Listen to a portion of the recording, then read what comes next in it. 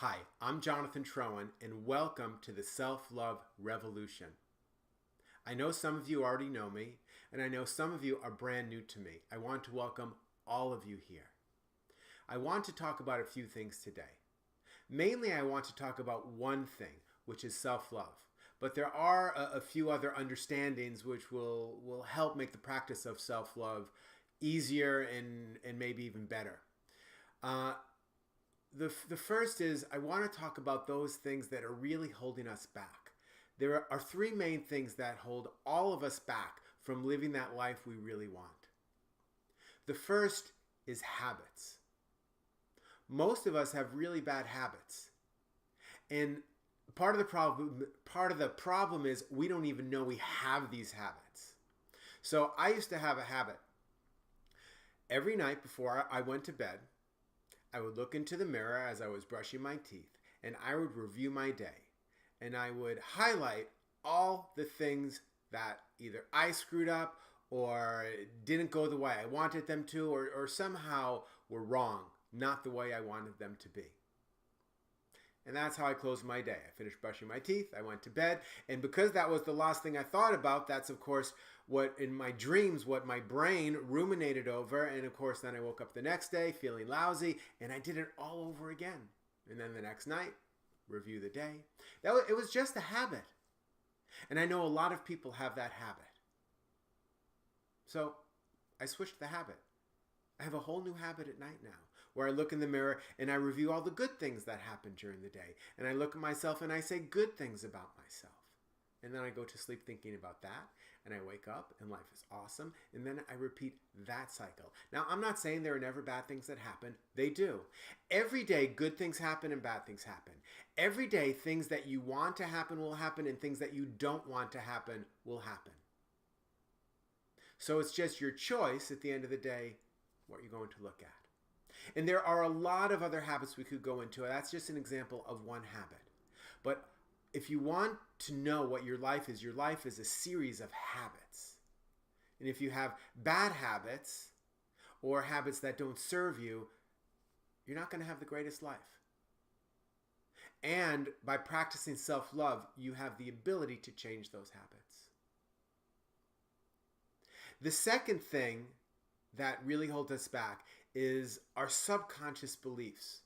You know, there's this idea that's going around out there that if we just change the thoughts in our head, what we're thinking in that moment, that everything will be hunky-dory. Not true. Because there's a whole nother level. Those are the conscious thoughts, which yes, we can change our conscious thoughts, but ultimately we need to change the subconscious beliefs. And these, they're given to us at a very young age before we even know that, before we even have an understanding of information, before we know that we're intaking information. You know, I remember I was reading, I have a 3-year-old, and I read this book to him. He's a big fan of Thomas the Train. If you have kids, you probably know who Thomas the Train is. If you don't have kids, you might not know who Thomas the Train is, and maybe one day you'll find out. And anyway, it's a train, and there are lots of books, there are TV shows as well, and I'm reading this book to him. And I remember the first words. It was a hard, long day at work. And Thomas and Percy's Thomas's friend, and Thomas and Percy are tired. So I started reading this to him when he's 1. And there are beliefs that are being put into his brain with that. I've changed the words because he can't read the words, so I've made up some words. The subconscious belief that is being input into our brains in terms of that story is, if you're working, it must be hard. And it must be long, and at the end of the day, you must be tired. It doesn't have to be that way. Work can actually be fun. I love what I do. I love this work. And I do other work too. I love what I do. I didn't always because I thought I wasn't supposed to. And some people have this idea if they're enjoying what they're doing, something's wrong. I remember one day I was talking to my mother. This was some years ago. And she goes, "How are you?" And I go, "I'm great." And she goes, "Really? What happened?" And I had to pause and really think about that question. And nothing happened. Of course, if we say, oh, I'm just having a terrible day, no one really asks what happens. It's assumed that life is supposed to be long, hard, work hard, right? We've been taught, and this is how we're trained at school. If we work hard, then we will be successful. And when we're successful, then we can be happy. It's a formula. Work hard, become successful, then be happy. And of course, some of us have worked very hard. Over the years, we did just as we're told. And some of us even became successful. Some didn't quite get there and are wondering, hey, I worked hard, and where are my rewards? But some even they climbed that ladder that we're supposed to be climbing. They got a lot of money in the bank, and they're going, but that third piece, that happy, never came. Because it's a formula that doesn't work. We actually have to switch that equation. We have to begin to reprogram our subconscious beliefs, and that is what this work of self-love does. It reprograms the subconscious beliefs into not work hard, be successful, then be happy. It's to be happy right now. And if we are happy right now, we are successful. Because isn't that all we really want in the first place? And when we're successful, it is easy to work. It's even easy to work long. It doesn't necessarily feel so long. It's easy to work hard. And at the end, sometimes you even might be tired. But it's not that tired of, oh my God, I can't stand this anymore. It's that understanding that you gave everything to what you believe in. And that's a beautiful way to work. But it starts with be happy, then you are successful, and then you get to easily work and contribute. So the third thing that holds us back is our fears, which yes are influenced by our subconscious beliefs. So it really does all have to do with that. But our fears really hold us back. And there's fear of success, there's fear of failure.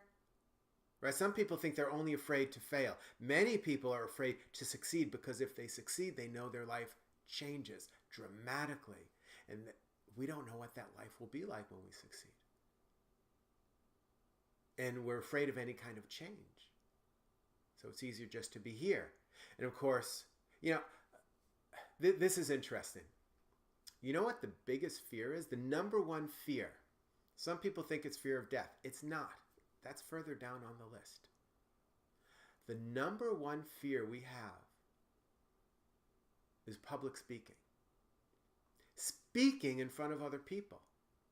And you know what the number two fear is? This one fascinated me. Introducing yourself to the person next to you. So why are these so fearful for us? Public speaking, the speaking part is not what we're afraid of because we all talk all day long. But as soon as we put ourselves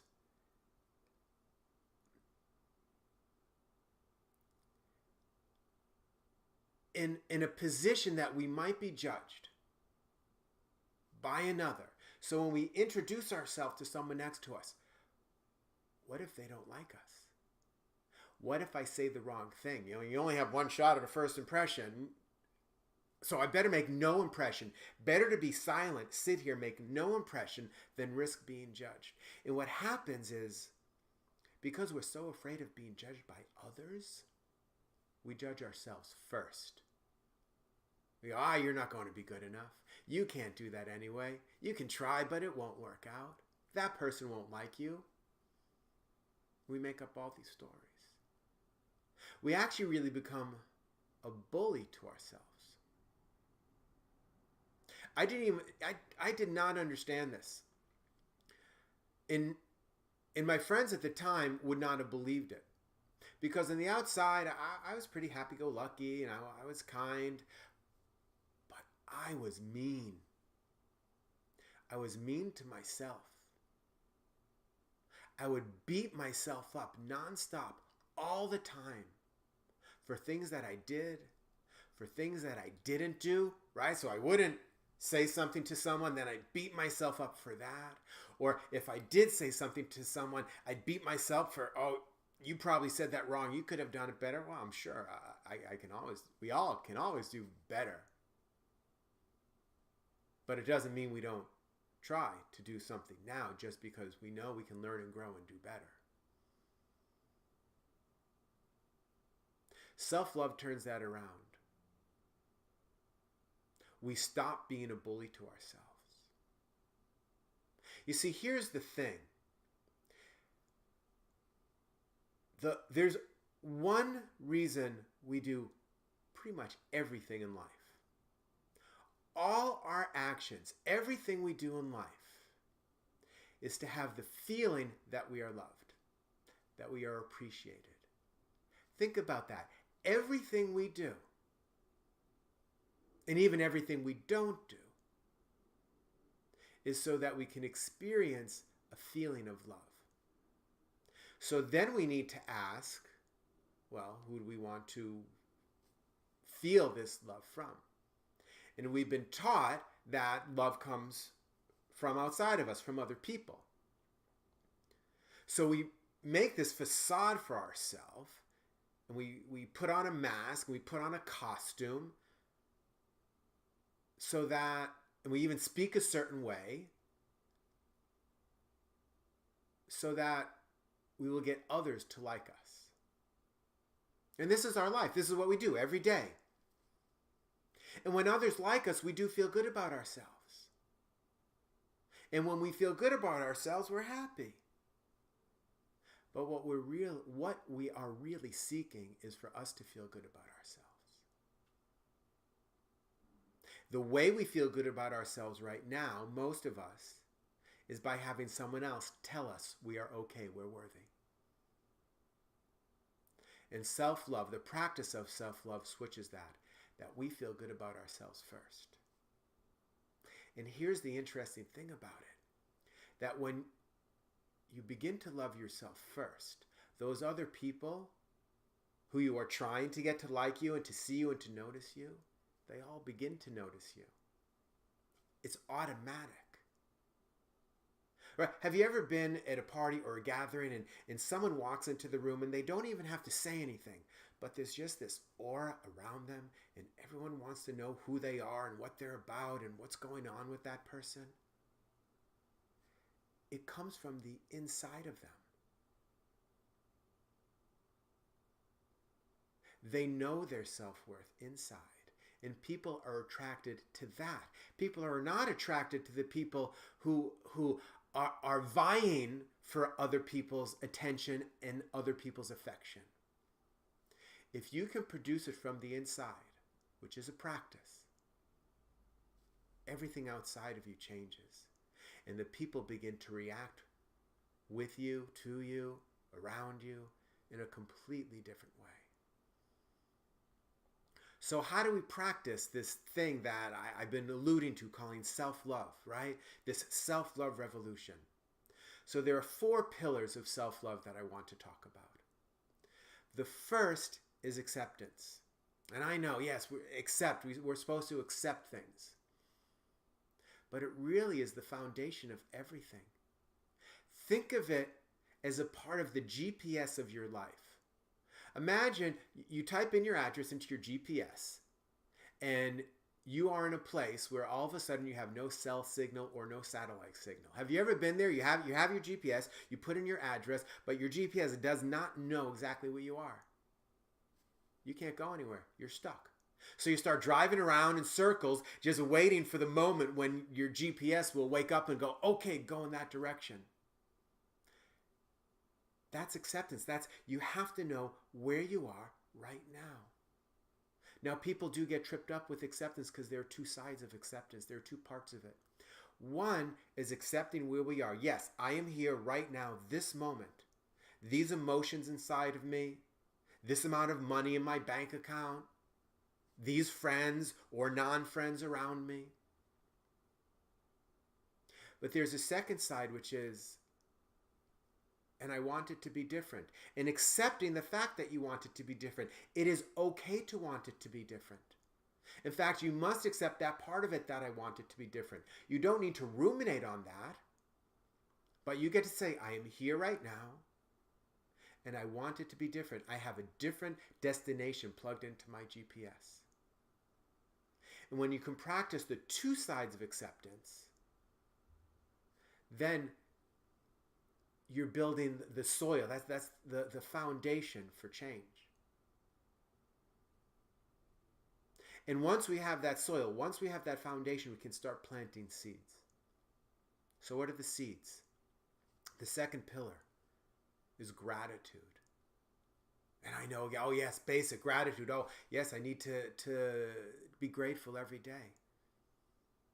But it really is the foundation. It's cliche because it works. Let's do this right now. Let's do this together right now. Take a peaceful breath. Just pause for a moment. Take a breath. And close your eyes. I closed my eyes. Close your eyes. If you're driving, don't close your eyes. But otherwise, close your eyes. You can still do this if you're driving. Just don't close your eyes. And bring to your mind's eye something for which you are grateful, for which you're truly grateful. And don't make it the hard thing. Some things we're grateful for, or some people we're grateful for, have a positive and a negative, and we'll deal with that another time. But for now, just bring something to your mind's eye that fills you with gratitude and warmth. And make it really big in your mind's eye. Make it fill your whole mind up. Maybe even your whole body.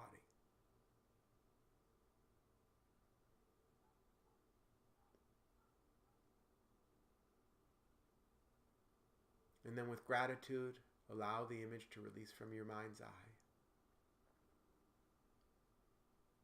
And bring into your mind's eye an image of something else, something for which you are truly grateful. And make it big in your mind's eye. Feel it. Don't just think about it, feel it. Gratitude is a feeling. And with kindness, with compassion, with gratitude, release the image from your mind's eye. And take a peaceful breath. And let your eyes open. And just notice for a second. Do you feel any different? On a scale of 1 to 10, how are you feeling right now? Is it better than before? And this was just a quick practice. And there are many different practices. There are meditations. There are written practices. You can change your habit that I spoke about before. At the end of the night when you're brushing your teeth, you can just pick one thing from the day that you're grateful for and focus on that. But gratitude has to become a part of your life if you want to live a joyous life. The third pillar, forgiveness. And this can be a tricky one for some people because we want to feel that we are right. And we want to feel that we're perfect. Well, first of all, we're not always right. And I guarantee you we are not perfect. And you wouldn't want to be perfect. There's no place to learn and grow when you're perfect. And that's where the fun in life is, learning and growing. Think of when you've really enjoyed life. There's been learning, there's been growth there. And there are 3 paths of forgiveness. And we won't have time now to go through the whole forgiveness meditation. But I do have one, and I have different forgiveness practices. But think about the three paths of forgiveness. And one is the one which we all really think about is, well, that person that did something wrong to me should apologize. So yes, there is forgiveness of another. But they might not apologize to you, so you have to find forgiveness without that happening. And it can be done. We must practice forgiveness for those that have hurt us. And there's also us asking for forgiveness of others. And of course, if someone is available to us, then pick up the phone or go to their house and say, I'm sorry, but maybe they passed. You still get to practice forgiveness. You still get to ask forgiveness. You can. And the third path of forgiveness, and this is what I find the most difficult for me and for most of us is forgiveness of ourselves.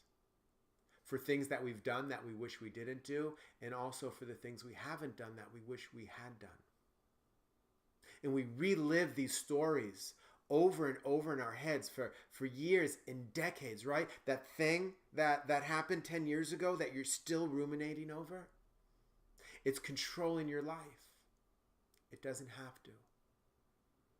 You can accept it, and you can find forgiveness. You can practice forgiveness. It may not happen day one, but you can practice forgiveness.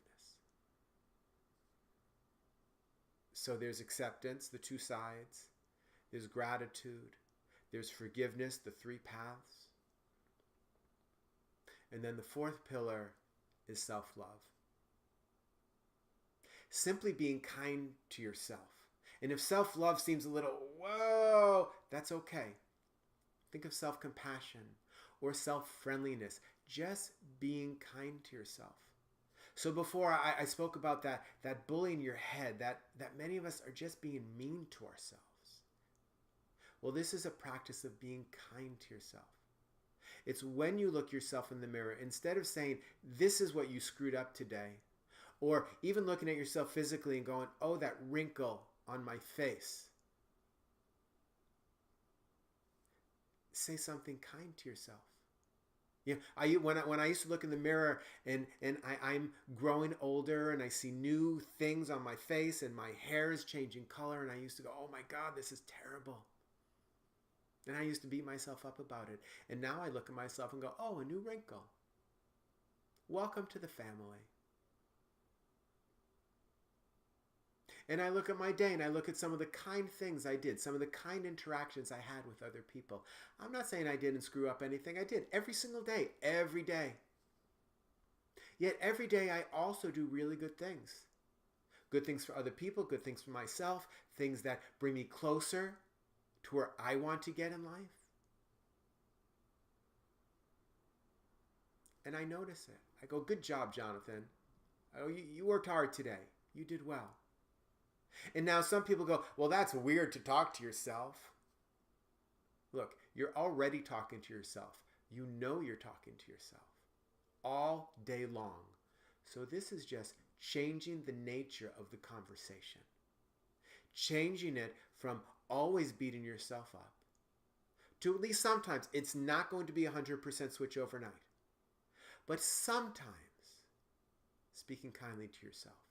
And if you begin to practice this, then slowly you'll begin to talk kinder to yourself more throughout the day until you get to a point where there's more kind talk than negative talk. And at some point, much kinder talk than negative talk. It's a process. It's a practice. Right? It's like playing the piano. If you go to one piano lesson, and even if you practice once, the next time you play the piano, you're going to suck. So that's what this is. If you turn off this video or end this video and you just have all this information now and you do nothing with it, it's not going to work. You'll sit down at the piano, you'll look yourself in the mirror, it will be terrible. But if you can practice this every day, just like practicing a piano, then you strengthen that muscle of self-love.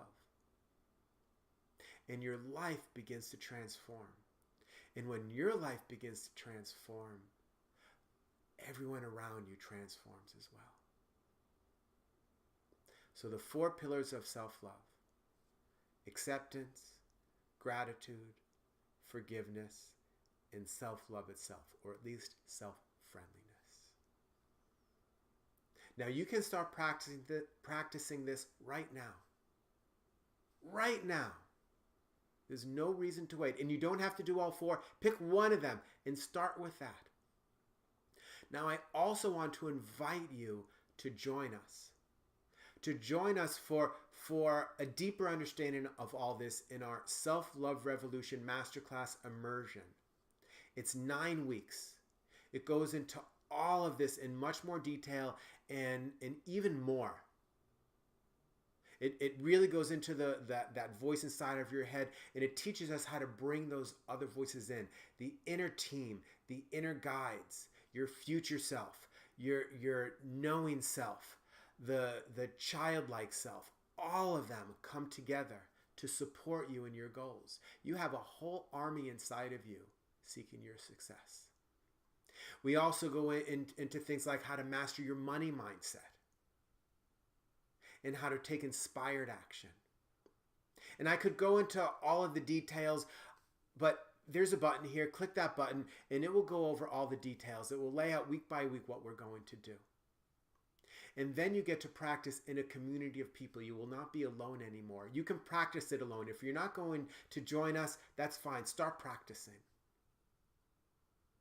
But it is true, practicing in a community is easier. So I invite you to join us and practice together. And I will be there with you. We will have regular calls. We will talk to each other. No question will go unanswered. I will help you in this journey because I guarantee as you go through this, you will have questions about it. So click the link, learn more about it. If you have questions, email us. We'll answer you. We are here together in this journey.